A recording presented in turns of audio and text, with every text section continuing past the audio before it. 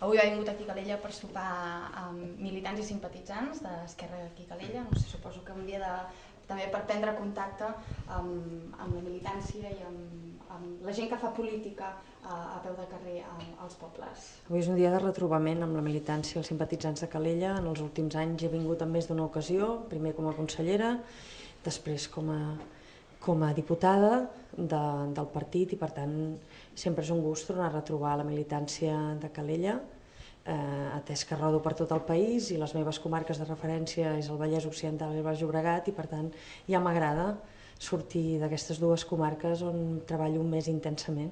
Preparada també, suposo, per escoltar peticions que segurament li faran des d'aquí. Ah, sí? Em faran peticions? És que no ho sé. Sempre, no? Sempre... Ah, no sé, no. Normalment amb la militància el que fem és parlar molt i poder escoltar-nos mútuament. Peticions no sé si n'hi haurà. Gent de l'executiva. Digui'm? Gent de l'executiva que segurament aprofitarà que no ho sé, no en tenia cap coneixement, però sempre és bo, no?, de debatre. Bueno, una de les notícies que ha sortit aquests últims dies és l'anunci que va fer el president Rodríguez Zapatero d'injectar 8.000 milions d'euros pel món local. Pel món local. Què li sembla a vostè aquesta mesura, que sabem que ha estat molt ben escoltada, molt ben rebuda d'entrada per part del món local? D'entrada el que a mi em sembla és que el senyor Zapatero va a batzegades, és a dir, primer negava la crisi, quan aquí el govern de Catalunya ja deia que hi havia crisi, després ha anat traient paquets de mesures i ja m'he perdut quines són totes les mesures, les més importants de les quals encara no han arribat als seus destinataris, com és la injecció de liquiditat a empreses.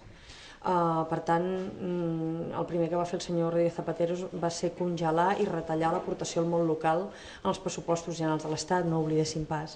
De manera que a nosaltres el que ens agradaria és que les coses s'haguessin rumiat amb temps. El govern de l'Estat té moltes més eines i contactes per tal de poder fer previsions econòmiques i entenem que ha anat tard i que ara va improvisant paquets. Tot allò que vingui pel món local ha de ser molt ben rebut per qualsevol persona d'Esquerra Republicana, atès la nostra arrel profundament municipalista.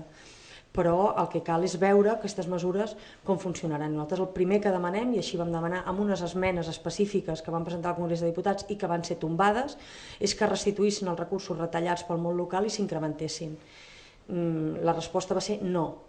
I ara hi ha aquests 8.000 milions d'euros que, segons he sentit avui, el ministre Solbes diu que s'han d'utilitzar per contractar persones aturades. Jo el que demano és aclarir quins paquets s'estan fent i sobretot que aquestes mesures arribin aviat als seus destinataris, en aquest cas al món local, i que no estigui ple de condicions que impossibilitin la seva aplicació, com ha passat amb els concursos d'avals, que han quedat molts i molts milions d'euros per adjudicar per les condicions draconianes que hi havia. Esquerra Republicana també ha fet una crida a bancs i caixes que compleixin amb la seva responsabilitat social.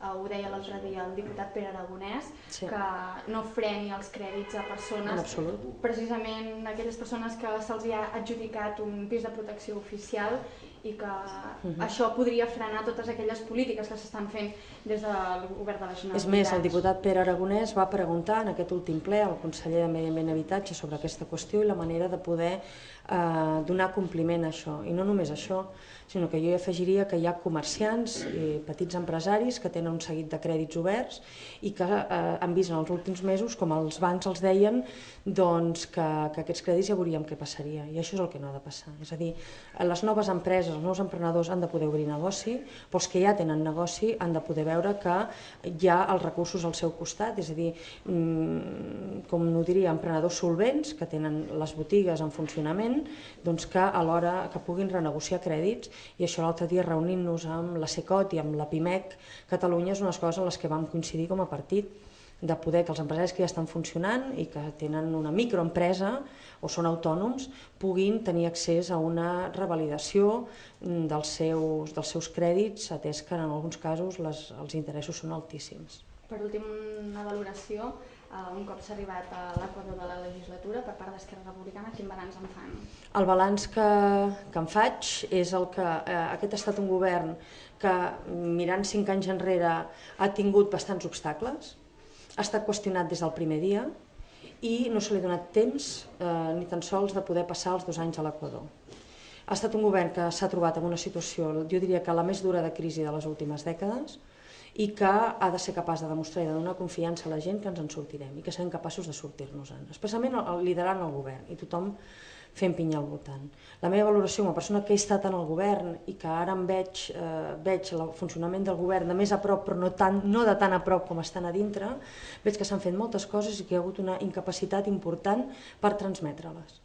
Però que és un govern que ha fet molta feina i amb un sistema de finançament esgotat, i ara sí que ens podem trobar, aquest any 2009 pot ser un any molt dur, no només pels treballadors i treballadores i pels empresaris, sinó també per les administracions catalanes, món local i Generalitat de Catalunya, per un sistema de finançament esgotat que no es concreta, amb una irresponsabilitat absoluta del govern de l'Estat d'anar dilatant aquesta qüestió, quan els comptes de la Generalitat estan molt complicats, però en tot cas amb la confiança, perquè es va fer molta feina que sense la qual ara la ciutadania estaria molt pitjor, es va fer molta feina d'injecció de recursos, amb la confiança que ens en sortirem amb una premissa, que hi hagi confiança i es deixi treballar. Parlava vostè del finançament, creu que es resoldrà a finals d'any com...